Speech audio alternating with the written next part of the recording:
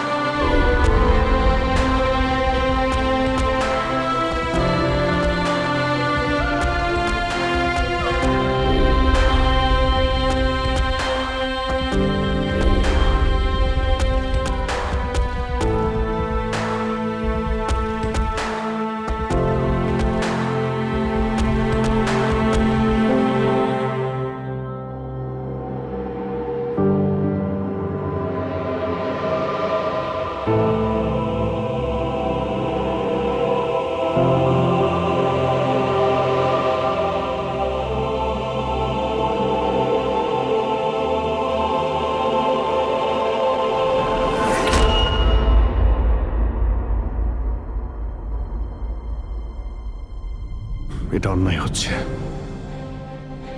এটা খুবই অন্যায় হচ্ছে। নো অফেন্স স্যার, কিন্তু আপনি আপনি সবসময় আমাদের উপরে এইভাবে সন্দেহ করতে পারেন না স্যার। এটা তুমি কি বলছো অভিজিৎ? কি ভুল বললাম আমি? যখনই কোনো সিআইডি অফিসারকে মিথ্যে ব্লেম দেওয়া হয়েছে, আপনি আমাদের উপর কখনোই ভরসা করেন না। এটা তুমি কি বলছো অভিজিৎ? আমি তোমার কাছে এটা আশা করিনি। স্যার, আমাদেরও আপনার কাছে কিছু আশা থাকে স্যার। আপনার একটা ইশারায় আমরা যে কোনো মুহূর্তে জীবন দিতে প্রস্তুত থাকি। তাহলে এটুকু আশাও কি অন্যায় যে আপনি খারাপ সময় আমাদের পাশে থাকবেন, আমাদের আপনি সহযোগিতা করবেন? তোমাদের আমি সহযোগিতা করি না? সত্যিটা জানার চেষ্টা করিনি? সত্যিটা জানার চেষ্টা করে অনেকবার আপনি আমাদের আত্মসম্মানে আঘাত করেছেন স্যার। আমাদের দায়িত্ব আর কর্তব্যকে আপনি সন্দেহ করেছেন।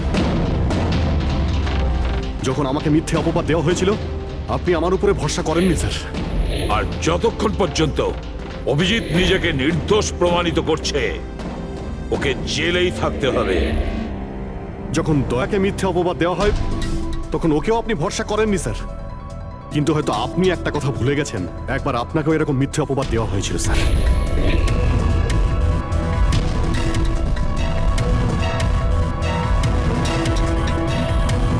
সেই মুহূর্তে আমাদের মধ্যে কেউ আপনাকে সন্দেহ করেনি। আমরা শক্ত দেওয়াল হয়ে আপনার সামনে দাঁড়িয়েছিলাম স্যার, যাতে আপনাকে কেউ ক্ষতি করতে না পারে। তাহলে আমাদের খারাপ সময় কি আপনি আমাদের পাশে দাঁড়াতে পারেন না?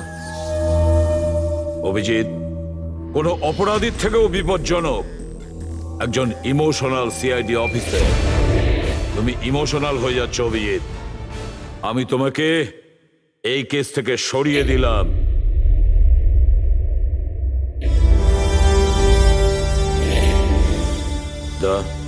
পুরবি, আজ থেকে পঙ্কজের কেস তোমরা দুজন ইনভেস্টিগেট করবে। শুধু শুধু তোমরা দুজনে। ঠিক আছে স্যার। এখন আমার উপরে আপনার এতটুকুও ভরসা নেই যে কেসটাকে আমি নিউট্রাল ভাবে দেখতে পারবো কিনা। এত বছর ডিউটির পর এরকম মেডেল তো ভাগ্যবানেরাই পায়। Thank you sir.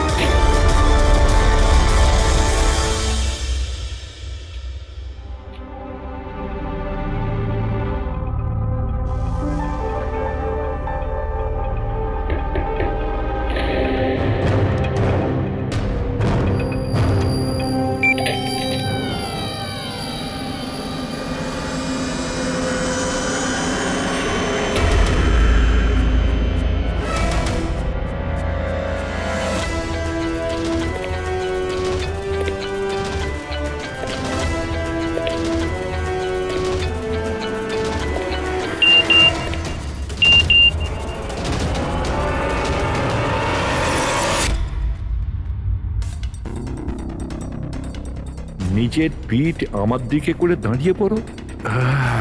চলো এটাও করে দেখে নি।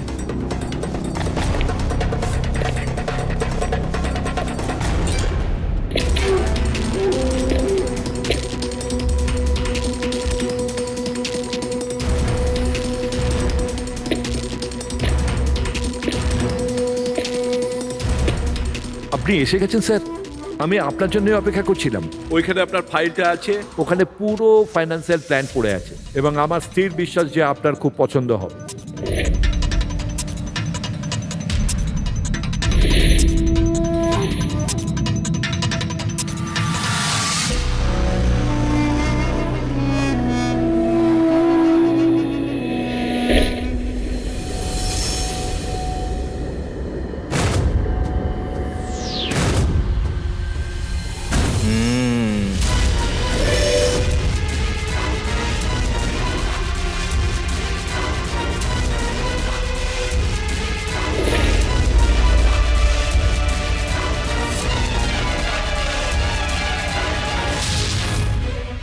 আরে এ তো নকল।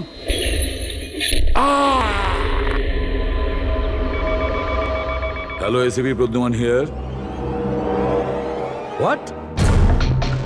কখন? আচ্ছা, ঠিক আছে।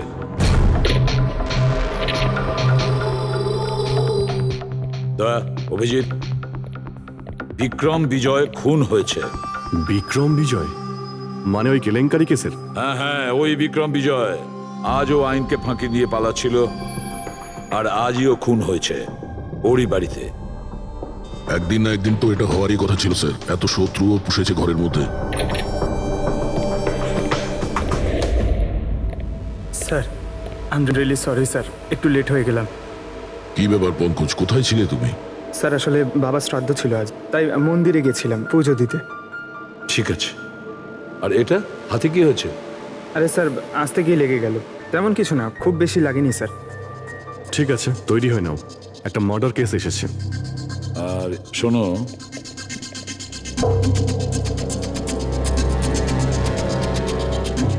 কার আবার মার্ডার হলো? বিক্রম বিজয়।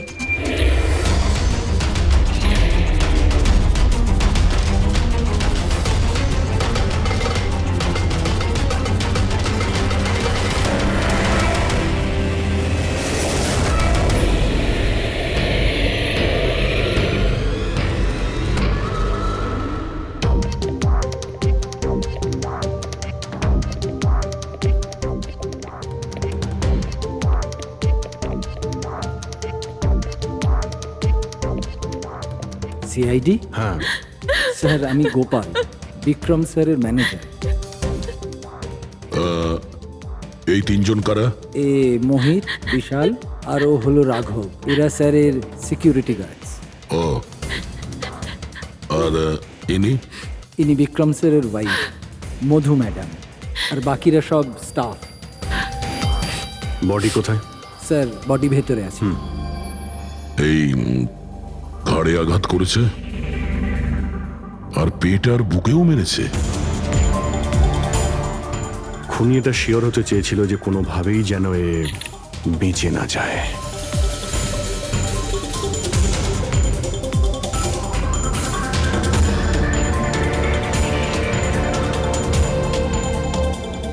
মনে হচ্ছে এটা দিয়ে আঘাত করেছে এর ওপর।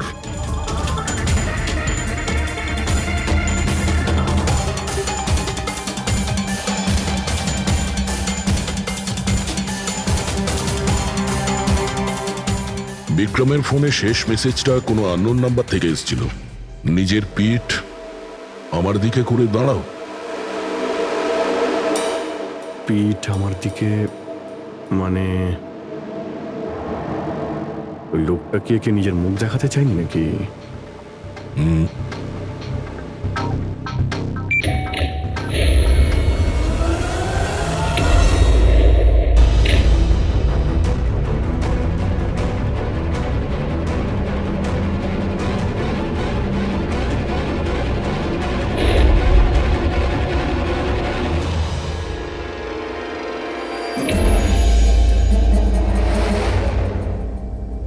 এই দেখুন স্যার, ফুলদানি থেকে আমি কি পেয়েছি?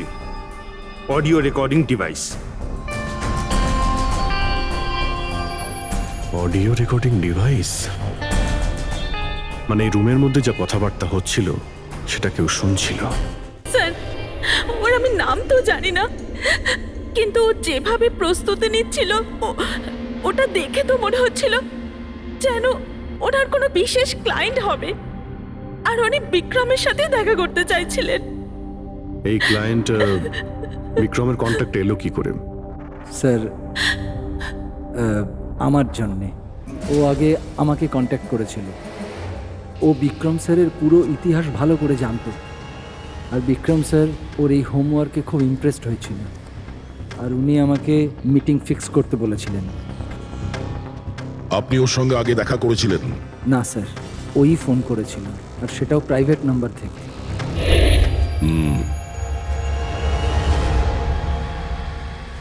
তাহলে আপনারা মিটিং এর আগে সবকিছু দেখে নিয়েছিলেন? হ্যাঁ হ্যাঁ স্যার। ওই রুমটা খুব ভালো করে চেক করে নিয়েছিলেন তো? হ্যাঁ। তাহলে এই অডিওর রেকর্ডিং ডিভাইস এটা রুমের মধ্যে এলো কি করে? স্যার, এটা কোথায় ছিল? ফ্লাওয়ার পটের মধ্যে। ফ্লাওয়ার পটে? ওটা তো তুই চেক করেছিলিস না মোহিত? আমি চেক করেছিলাম স্যার, কিন্তু আমি এটা ফ্লাওয়ার পটে দেখতে পাইনি। দেখতে পাননি? আগে না। আচ্ছা, কিভাবে তুমি দেখলে না?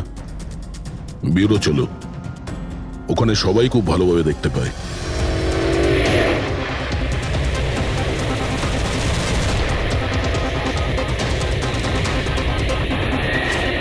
মোহিতের উপর নজর রাখবে। গুলি চালাবে না। কৈলাস স্যার, আপনি? কে ইনি? ইনি সিবিআই অফিসার কৈলাস বাবু। কেমন আছেন স্যার? দারুণ। কি ব্যাপার স্যার, হঠাৎ করে আপনি আমাদের রাস্তা আটকে দিলেন?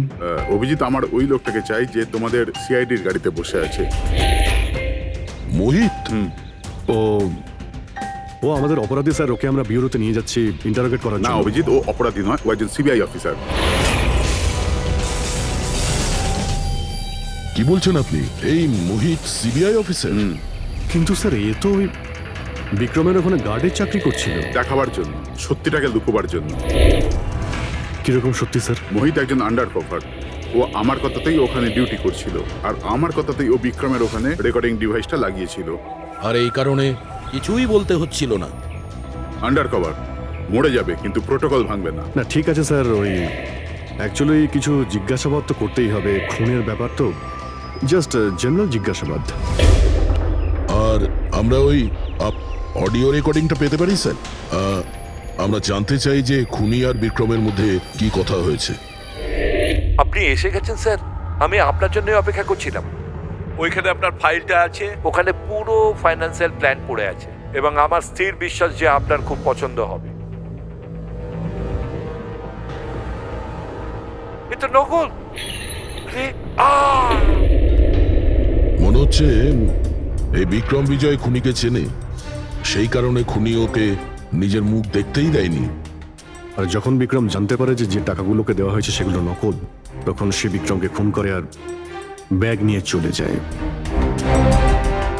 একটা কাজ করি আমরা, এই মোহিতকে, আন্ডার কভার পুলিশকে কিছু জিজ্ঞাসাবাদ করি। আই এম সরি স্যার, এই কেসটা এখনো বন্ধ হয়নি। এই জন্য আমি যদি আপনাদের এর থেকে যদি কিছু বেশি বলি তাহলে প্রোটোকল ভাঙা হবে, হুইচ আই ডোন্ট ওয়ান্ট। দেখো মোহিত, আমি তোমার প্রোটোকলকে রেসপেক্ট করি। এমন তো কিছু পেয়েছো তোমার ইনভেস্টিগেশন চলাকালীন যেটা হয়তো তোমার প্রোটোকলের মধ্যে পড়ে না, আর সেই জন্য তুমি আমাদের কিছু বলতে পারো। কিছু তো একটা বলবে যে সূত্র ধরে আমরা খুনি পর্যন্ত পৌঁছতে পারি। আমি আপনাদের শুধু এটা বলতে পারি যে গত কয়েক বছর ধরে সিবিআই এই বিক্রমের পিছনে পড়েছিল। আজ থেকে 15 বছর আগে, সাল 2002-তে সিবিআই এক আন্ডার কভার অফিসারকেও বিক্রমের পিছনে লাগিয়েছিল কিছু বিশেষ প্রমাণ জোগাড় করতে, কিন্তু কিছু পাওয়া যায়নি। আর আনফর্চুনেটলি আমাদের এই অফিসার মারা যান। এক মিনিট, নাম কি ছিল এই অফিসারের? ইন্সপেক্টর অধিরাজ।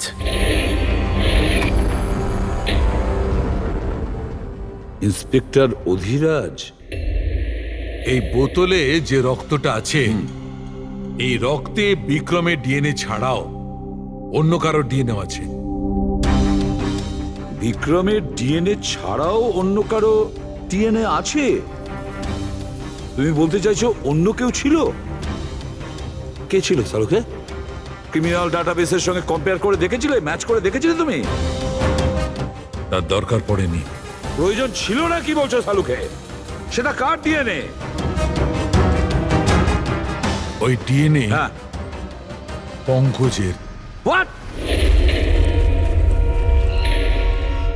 ওই ডিএনএ পঙ্কজে? আমাদের পঙ্কজে? আমাদের পঙ্কজের। এটা কি করে হতে পারে? সিআইডি অফিসার হলো পঙ্কজ। সিআইডি অফিসার পঙ্কজ খুন করতে পারে? আমাদের একজন অফিসার খুনি? কিন্তু স্যার, পঙ্কজ কেন খুন করতে যাবে? সেটাই তো, সিআইডি অফিসার কেন খুন করতে যাবে? স্যার, বিক্রমের বাড়ির থেকে 1 কিলোমিটার দূরে পুলিশ একটা বেবারিশ মোটরসাইকেল পেয়েছে স্যার। কার মোটরসাইকেল ছিল ওটা? স্যার, ও পঙ্কজের ওটা।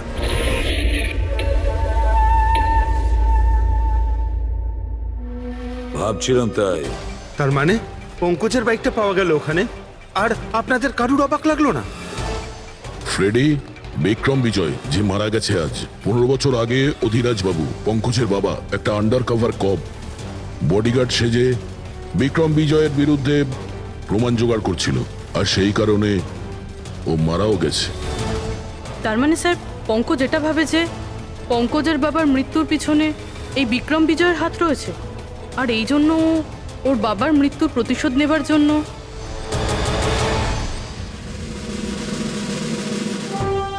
পঙ্কজ এখন কোথায়?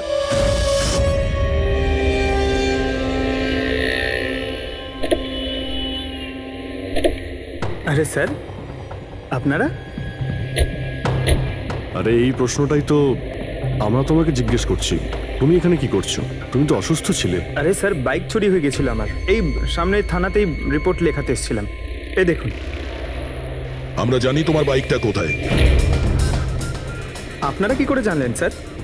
তোমার বাইক বিক্রম বিজয়ের বাড়ির কাছে পেয়েছি। সেই বিক্রম বিজয় যে তোমার বাবার খুনি। যখন বিউরোতে এসিপি স্যার বলল যে বিক্রম বিজয়ের খুন হয়েছে, তখন তুমি জানতে না ওই বিক্রম বিজয়? হ্যাঁ স্যার। আরে তাহলে তুমি বিউরোতে কেন বললে না? তোমার বলা উচিত ছিল যে বিক্রম বিজয়ই তোমার বাবার খুনি। স্যার, বাবার শ্রাদ্ধ ছিল স্যার। মন্দির থেকে বিউরো আসছিলাম, ওনার ব্যাপারেই ভাবছিলাম, আর কিছু খেয়াল ছিল না স্যার। একদম কিচ্ছু মাথায় আসছিল না, বুঝতেই পারছিলাম না কি করব। আর এই যে তোমার হাতটা কাটা, এক্স্যাক্টলি কি হয়েছিল? স্যার, এটা তো মন্দির থেকে যখন আমি অটোতে ফিরছিলাম।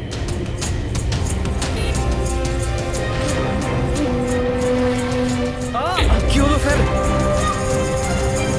তাহলে একজন অচেনা লোক আঘাত করে চলে গেল? হ্যাঁ, এমনি অকারণে? স্যার, আমি জানি বিশ্বাস করাটা একটু কঠিন, কিন্তু এটাই সত্যি। আচ্ছা পঙ্কজ, তুমি সবসময় তো বাইকে করে বিউরোতে আসতে, হঠাৎ তুমি অটো করে কেন এলে? হঠাৎ করে না স্যার, আমার বাইক তো 2 দিন ধরে খারাপ হয়ে রয়েছে। তাহলে তোমার খারাপ হয়ে যাওয়া বাইকটাকেও নিয়ে গেল, সে ওটাকে রিপেয়ার করলো, আর ঠিক হয়ে যাওয়ার পর ওটাকে একটা ফাঁকা জায়গায় ফেলে দিয়ে এলো, তাও কাকতালীয় ভাবে এমন একজনের বাড়িতে ফেলে দিয়ে এলো যার আজই খুন হয়েছে, আর যে তোমার বাবার খুনিও। স্যার, আপনারা আমাকে সন্দেহ করছেন? আপনাদের মনে হচ্ছে ওই বিক্রম বিজয়কে আমি মেরেছি?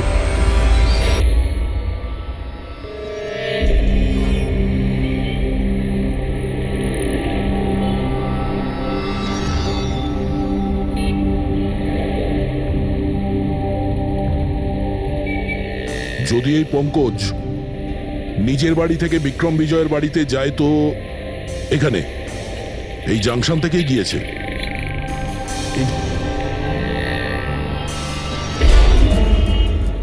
স্যার, সিগন্যালে সিসিটিভি ক্যামেরা রয়েছে।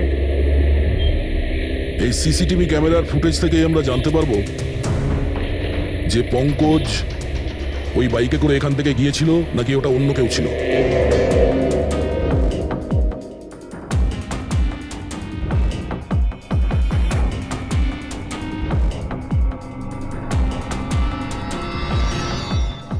এক মিনিট রিওয়াইন্ড করো, পজ করো। স্যার এই দেখুন, একে পঙ্কজের মতনই দেখতে লাগছে না?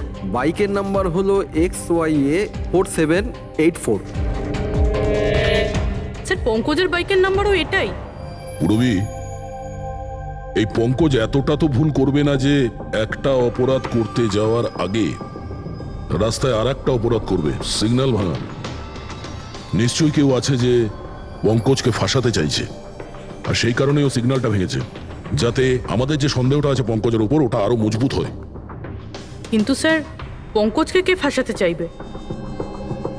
হতে পারে ওর কোনো পুরনো শত্রু। স্যার আমার এমন কোনো পুরনো শত্রু নেই যে আমাকে ফাঁসানোর জন্য এরকম কিছু করবে স্যার। পঙ্কজ খুব ভালোভাবে চিন্তা করো, কেউ তো হবে। না স্যার। যদি তোমার কোনো শত্রু না থেকে থাকে তাহলে এই খুন তুমিই করেছো। তুমি নিজের বাবার মৃত্যুর প্রতিশোধ নিয়েছো তুমি, আর সেটাও ওনার মৃত্যুবার্ষিকীতে। স্যার আমার প্রতিশোধ নেবার কোনো মেন্টালিটি নেই স্যার। আমি খুনি না স্যার, আমি একজন সিআইডি অফিসার। যতদূর বাবার কথা স্যার, আমি তো ওনাকে ভালো করে দেখিও নি স্যার। আমার তো এমন কিছু মনেও নেই যে উনি আমাদের সঙ্গে কখনো টাইম স্পেন্ড করেছেন বা আনন্দ করেছেন। স্যার উনি হয়তো কখনো ভাবতেনও না যে ওনার একটা ছেলে আছে যার ওনাকে প্রয়োজন। তার মানে হলো তোমার বাবার সঙ্গে তোমার সম্পর্ক ভালো ছিল না? স্যার উনি একজন আন্ডারকভার কপ ছিলেন, বেশিরভাগই নিজের কাজে ব্যস্ত থাকতেন। বাড়ি, সংসার, সন্তান, পরিজন সেসব নিয়ে উনি কোনোদিন মাথায় ঘামাননি। আমাকে শুধু আমার মাই মানুষ করেছেন স্যার। কিন্তু তাও বলছি পঙ্কজ, তোমার নিজের বাবার সাথে কোনো না কোনো স্মৃতি তো জড়িয়ে থাকবে না? কিছু মনে আছে? শুধু স্যার এইটুকুই মনে আছে আমার স্যার, আমাকে উনি মেলায় ঘুরতে নিয়ে যেতেন, কিন্তু মেলায় নিয়ে যাওয়ার আগে উনি আমাকে হসপিটালে নিয়ে যেতেন প্রতিবার। কি? হসপিটালে? ওটা কেন? হয়তো ছোটবেলায় আমি খুব অসুস্থ থাকতাম, আর উনি হসপিটালে নিয়ে যেতেন, আর আমার খুব ব্যথা লাগতো স্যার। যন্ত্রণা? পঙ্কজ, কোথায় যন্ত্রণা হতো? স্যার পিঠে, এখানে স্যার। পিঠে? পঙ্কজ, ডাক্তার পিঠে কি করতো? না স্যার, তেমন কিছু মনে পড়ছে না স্যার। মনে করো পঙ্কজ, মনে করো কি করতো? তোমার পিঠে ইঞ্জেকশন দিত বা পিঠের থেকে রক্ত বার করতো? কি করতো মনে করো? স্যার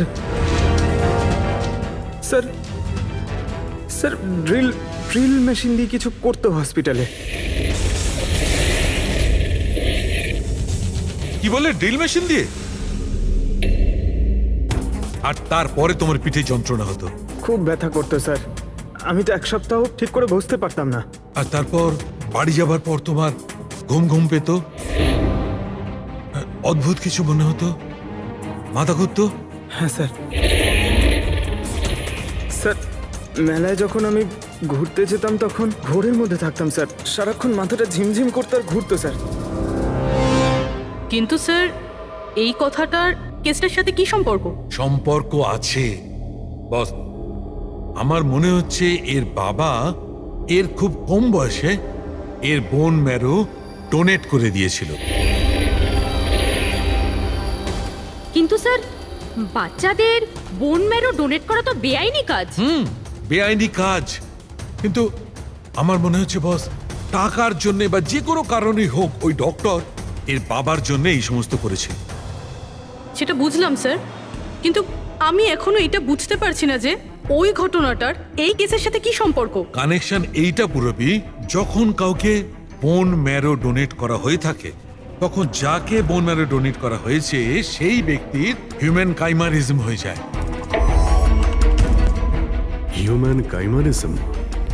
এটা কি ডক্টর সালুখে? মনে করো যে লোকটাকে বোন ম্যারো ডোনেট করা হয়েছে সেই ব্যক্তিটির শরীরে দুটো ডিএনএ তৈরি হয়ে যায়। একটা ডিএনএ সেইটা যেটা ওর নিজের অরিজিনাল, আর দ্বিতীয় ডিএনএটা তার যার বোন ম্যারো তাকে ডোনেট করা হয়েছে তার। তার তার মানে ডক্টর, পঙ্কজের বোন ম্যারোটা যে পেয়েছে তার রক্তেও এই পঙ্কজের ডিএনএ আছে। এক্স্যাক্টলি দয়া। বস, আমার মনে হচ্ছে সেই ব্যক্তিটা একটা বিশেষ লোক, যার জন্যে পঙ্কজের বাবা এই কাজ করেছিলেন। এমন কোন বিশেষ লোক যে পঙ্কজের বাবা ইন্সপেক্টর অধিরাজের খুব কাছের মানুষ ছিলেন, আর তার মৃত্যুর প্রতিশোধ নিতে গিয়ে ও একটা খুন করে বসে। কিন্তু কে?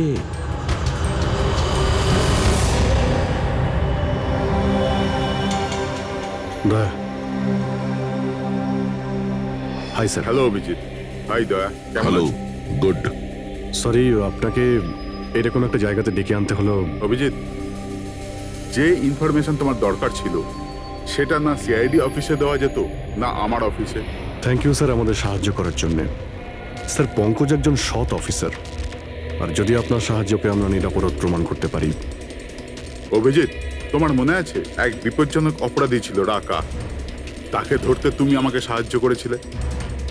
তা ধরে নাও আমি সেটারই ঋণ মেটাচ্ছি। এসব আপনি কি বলছেন স্যার? অ্যাকচুয়ালি আমাদের পঙ্কজের বাবা ইন্সপেক্টর অধিরাজের ব্যাপারে কিছু ইনফরমেশন চাই, যতটা আপনি দিতে পারবেন। আপনি কাজ করেছেন না ইন্সপেক্টর অধিরাজের সঙ্গে? হ্যাঁ দয়া, অধিরাজ খুবই সৎ ইন্সপেক্টর ছিল আর সাহসীও। আমার তো এটা বলতে গর্ব হয় যে আমরা একসাথে কাজ করেছি। স্যার, অ্যাকচুয়ালি আমরা এটাই জানতে চাই যে ওনার আন্ডারকভার মিশনের সময় ওনার সঙ্গে কারো কি কোনো গভীর সম্পর্ক হয়েছিল? আই মিন, কোনো নতুন পরিবার, সেরকম কিছু? অভিজিৎ, এই যে আন্ডার কভারদের যে দুরকম জীবন হয়, খুব কঠিন হয় সেটা সামলানো। এই পুলিশেরাও তো মানুষ হয় নাকি, আর তাদেরকেও সেই সীমাটা পেরিয়ে যেতে নেই যেটা ও পেরিয়ে গিয়েছিল। মানে ওনারও কারোর সঙ্গে ভালোবাসা হয়েছিল? ওনারও কোনো অন্য পরিবার ছিল? হ্যাঁ, অধিরাজের দ্বিতীয় স্ত্রী বাচ্চা জন্ম দিতে গিয়ে মারা গিয়েছিল। ও, আর অধিরাজ বাবুর মৃত্যুর পর এই দ্বিতীয় বাচ্চাটার কি হয়েছে? এই রহস্য সবসময় রহস্যই রয়ে গেছে। অধিরাজ ওই দ্বিতীয় বাচ্চাটাকে কোথায় রেখেছে, কিভাবে বড় করেছে, আর ওই বাচ্চাটা কোথায় গেল কেউ কিছু জানে না।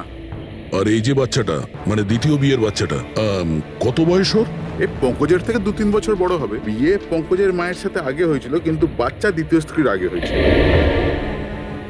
হয়তো ওনার কোনো রোগ ছিল যার কারণে অধিরাজবাবু পঙ্কজের বোন ম্যারো ওকে দিয়েছিলেন। নিজের বাবার মৃত্যুর প্রতিশোধ নিতে হতে পারে খুনটা পঙ্কজের সৎ ভাইই করেছে। আর এখন প্রশ্ন এটাই যে পঙ্কজের এই সৎ ভাই কে সে, আর এখন কোথায়? আমার কিছু কিছু আইডিয়া হচ্ছে যে ওর সঙ্গে ঠিক কি হতে পারে। দেখুন স্যার, আমাদের আরো একটা সাহায্যের খুব প্রয়োজন। এই আন্ডারকভার মিশনের সময় আপনাদের সঙ্গে আর কারা কারা ছিলেন তার সবার ইনফরমেশন চাই, আর অধিরাজ বাবুর ডিটেলস। অভিজিৎ, এটা একটু মুশকিল হবে। জানি স্যার, এটা খুবই কঠিন, কিন্তু কাউকে নির্দোষ প্রমাণ করতে হবে। আপনি আমাদের উপরে বিশ্বাস রাখতে পারেন, সমস্ত ইনফরমেশন আমাদের কাছেই থাকবে। ওকে। এই কতক্ষণ আর অপেক্ষা করতে হবে? এই লোক সময় আসে না কেন?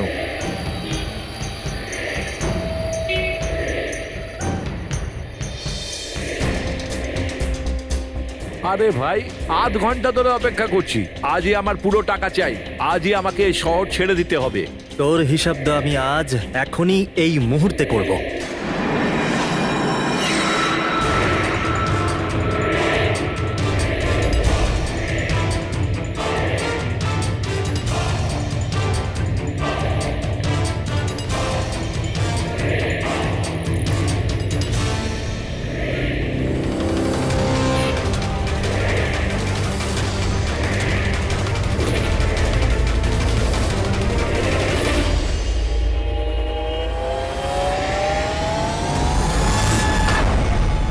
তোর অ্যাকাউন্ট সিআইডি বন্ধ করবে।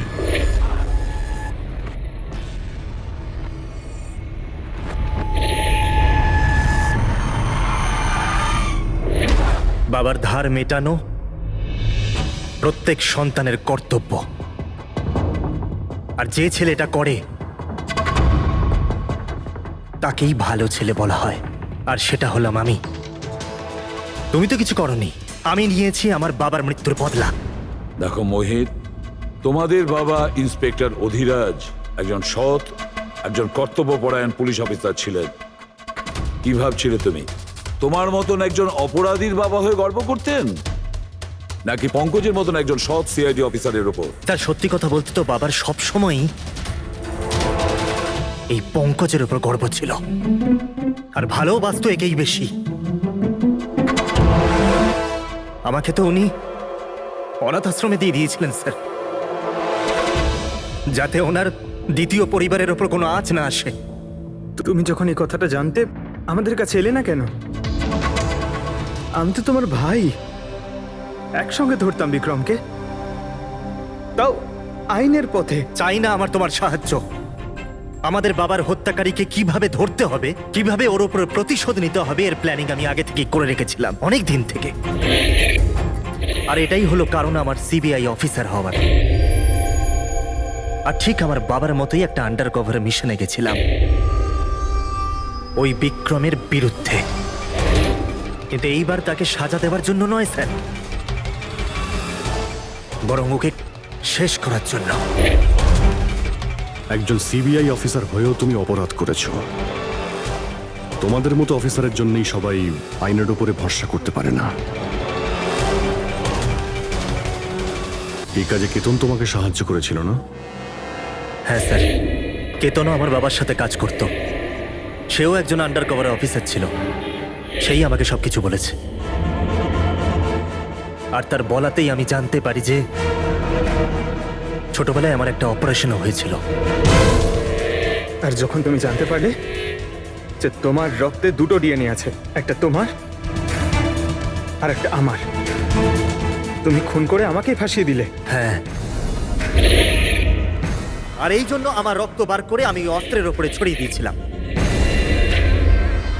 আর তারপর তোমার হাত কেটেছিলাম, যাতে এক তীরে দুই পাখি মরে। আমার দুই শত্রু, আমার বাবার হত্যাকারী ওই Vikram. Hello Kailash sir. Sir, আমি বিক্রমের রুমেতে অডিও ডিভাইস লাগিয়ে দিয়েছি।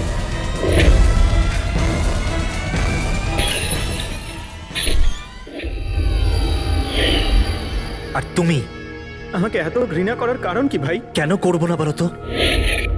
আজ পর্যন্ত সবকিছু তুমি পেয়েছো, আমাদের বাবার নাম, ওনার ভালোবাসা, ওনার সম্মান, সবকিছু। আর দুঃখের বিষয় তো এটা যে এত কিছু পাওয়ার পরেও তোমার এতটুকু হুঁশ ছিল না যে আমাদের বাবার হত্যাকারী কে। স্যার, আজকে যদি আমি না হতাম তাহলে আমাদের বাবার হত্যাকারী আজও বেঁচে থাকতো এবং ঘুরে বেড়াতো। আর তুমি কি পেলে মোহিত? জেল। আর খুন করে তোমার বাবা কি পেল মরার পরে? লজ্জা। স্যার, একটা প্রশ্ন করতে পারি আপনাকে? আপনারা আমার কাছে পৌঁছলেন কি করে? কারণ আমি এতটুকুও ভুল করিনি সমস্ত প্রমাণ পঙ্কজের বিরুদ্ধে করতে। সেটা তো আমরা জানতাম যে পঙ্কজ এ কাজ কোনোদিন করতে পারে না। আর বাকি রইল তোমার অবধি পৌঁছানোর। যখন আমরা দুটো ডিএনএর খোঁজ পেলাম, আমরা তোমার বাবা ইন্সপেক্টর অধিরাজের ব্যাকগ্রাউন্ড চেক করলাম। সেখান থেকেই আমরা জানতে পারি যে ওনার আরো একজন ছেলে আছে, তুমি। ব্যাস, আমরা সেই ছেলের ঠিকুজি খুঁজে বার করলাম তোমার। আর পুরো ব্যাপারটা ছবির মতন পরিষ্কার। অনেক ভুল করেছো তুমি মোহিত, মস্ত বড় ভুল করেছো। আইন তোমাকে কঠোর থেকে কঠোরতম শাস্তি দেবে, হয়তো যাবজ্জীবন জেল, না হলে ফাঁসি।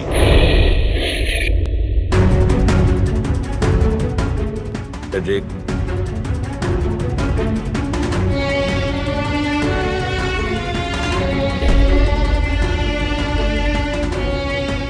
সরি স্যার, আমি জানি তোমার মনে শুধু আমার প্রতি ঘৃণাই আছে, কিন্তু আমি সত্যি জানতাম না আমার কোনো ভাই আছে। আমি জানি না তোমার সঙ্গে কি হবে, কিন্তু তুমি একটা কথা সবসময় মনে রেখো, আমি তোমার অপেক্ষা করব। I'll wait for you, brother.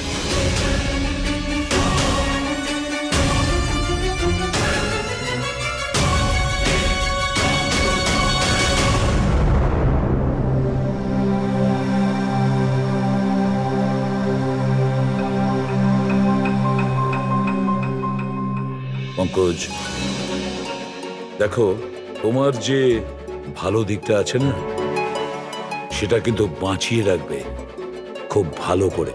Welcome back to CID. Thank you, sir. Sir, I am sorry sir, আপনি ঠিকই বলছিলেন। ইমোশনাল হয়ে আমি স্যার একটু বেশি বলে ফেলেছি। I am sorry. দেখো অভিজিৎ, তোমরা সবাই আমার কাছে শুধু সিআইডি অফিসার নও, তোমরা আমার গর্ব, আমার আত্মবিশ্বাস, তোমরা আমার শক্তি। তোমরা আর এসিবি প্রদ্যুমান আজ পর্যন্ত নিজের শক্তিকে সন্দেহ করেনি, না কোনোদিন করবে।